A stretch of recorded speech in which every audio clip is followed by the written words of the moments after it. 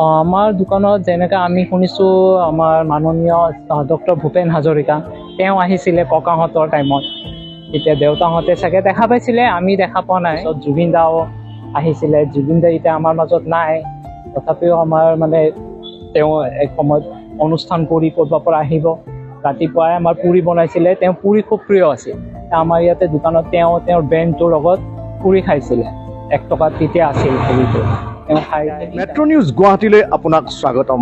মই মহেশ কলিতা আৰু আজি আমি এক বিশেষ অনুষ্ঠান আৰম্ভ কৰিব ওলাইছোঁ, নাম পৰিচয়। পৰিচয়ৰ এই প্ৰথম খণ্ডত আজি আপোনালোকক আমি দেখুৱাব বিচাৰিছোঁ গুৱাহাটীৰ এখন ঐতিহ্যপূৰ্ণ মিঠাইৰ দোকান।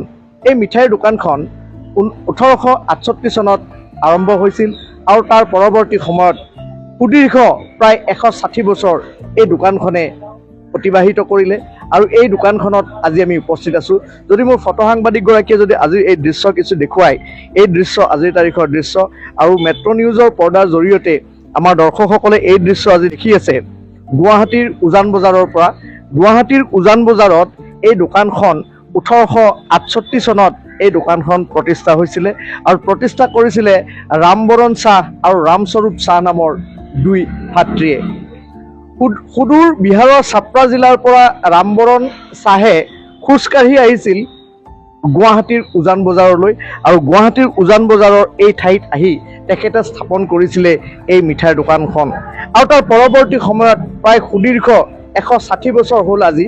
এই 160 বছৰ কাল এই দোকানখনে তেওঁলোকৰ কৰ্ম জৰিয়তে অসমৰ ৰাইজৰ সেৱাত তেওঁলোকে মনোনিৱেশ কৰিছে। এই দোকানখনত অতি কম মূল্যত আজিৰ তাৰিখতো, যি সময়ত মূল্য বৃদ্ধি হৈছে, যি সময়ত বস্তুৰ দাম বাঢ়িছে, কিন্তু সেই একেখিনি সময়তে আজিৰ তাৰিখতো এই দোকানখনে যথেষ্ট কম মূল্যত তেওঁলোকে গ্ৰাহকক মিঠাই, নিমকি, চিঙৰা, বুন্দিয়া আদিকে ধৰি বিভিন্ন খাদ্য তেওঁলোকে যোগান ধৰি আহিছে। আৰু আমি সৌভাগ্যৱান যে গুৱাহাটীৰ জনসাধাৰণ যে এই দোকানখনৰ সেৱা আমি পাই আছোঁ।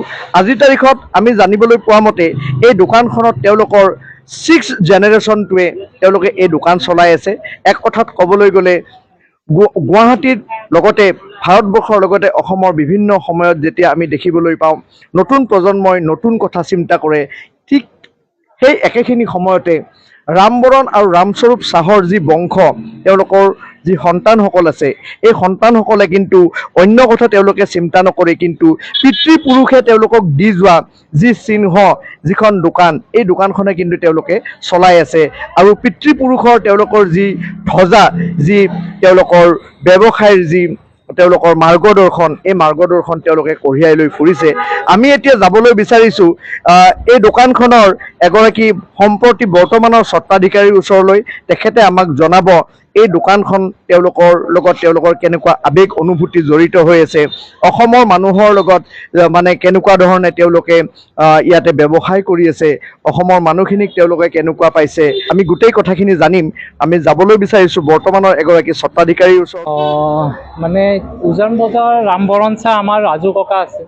তেওঁ 1850 চন মানত আহিছিল গুৱাহাটীত। তেওঁ আহি ইয়াতে বিজনেছ কৰিবলৈয়ে আহিছিলে।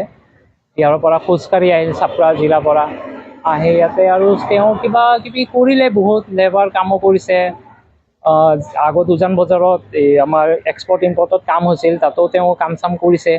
তাৰপিছত কৰি তাৰপিছত এই উজান বজাৰ এখন এই মাটি ল'লে চাগে, ল'লে আৰু চাগে কি তেওঁ মাটি লয়। তাৰপিছত তেওঁ দোকান নিজৰ কৰিলে, নিজৰ কৰি কিনে তেওঁ মানে কম দামত বস্তু মানে তেওঁ হাতৰ পৰা মানে মানুহ তেওঁক দেখিছে যে মানুহ ইমান কষ্ট কৰি ইমান আমদনি নাথাকে খোৱা বস্তু খাবলৈ, তেওঁ নিজে সেইটো ফিল কৰিছে চাগে। তেতিয়া তেওঁ ভাবিলে মই এনেকৈ দোকান দিওঁ যে মানুহক অলপ কম দামতে ৰেহাই মূল্যতে বস্তু দিব ধৰোঁ। তেতিয়া আমাৰ ৰামবৰণ চাহ তেওঁ পুৰি বনাইছিলে, পুৰি সৰু সৰু পুৰি চাগে তেতিয়া সময়ত 1 অনাই আছিল নেকি, 1 অনাৰ পৰাই ষ্টাৰ্ট হৈছিল। তেওঁ বহুত মানুহো কয় 1 টকাত আমি 10টা খাইছোঁ, কোনোবাই কয় 4 আনাত খাইছোঁ।